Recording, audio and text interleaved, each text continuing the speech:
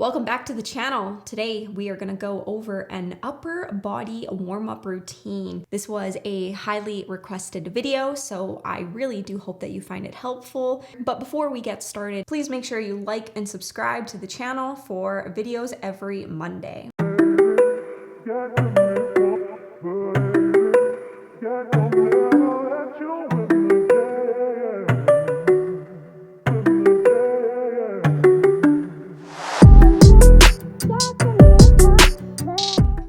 Previously mentioned with the lower body warm-up routine, the completion of warm-ups has a lot more benefits than we often realize. Essentially, the goal is to prepare yourself mentally and physically for the upcoming workout. A well-designed warm-up has several physiological responses that can potentially increase subsequent performance. The positive effects on performance may include improvements to the rate of force development and reaction time, improvements in muscle strength and power, improved oxygen delivery, increased blood flow to the active muscles, enhanced metabolic reactions, and increased psychological preparedness for performance. There are two phases, as you probably remember, with the warm-up structure. There's the general warm-up phase and the specific warm-up phase. So for an upper body routine, very similar to what I would do for a lower body routine, the general warm-up is roughly going to be 5 minutes of slow aerobic activity, such as walking, jogging, skipping, or cycling. The goal of this phase is to increase your heart rate and perspiration and focus on decreasing viscosity, which means the thickness of our joint fluids.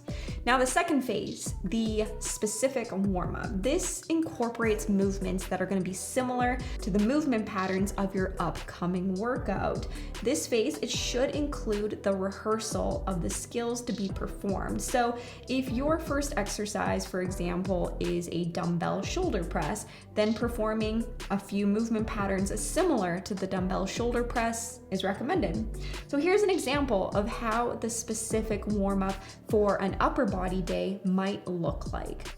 Most of the movements I recommend performing involve warming up the rotator cuffs, which is going to be the primary muscle group that supports the shoulder joint. The reason why we want to do this is because the shoulder joint is a ball and socket joint that allows backward, forward, sideways, and rotating movements. The shoulder joints allow for the greatest range of motion. Because these joints allow for more motion, they are at greater risk for instability, and therefore ensuring they are warmed up appropriately before resistance training is essential. So each warm-up exercise, I typically like to do 1 to 2 sets of 8 to 10 reps.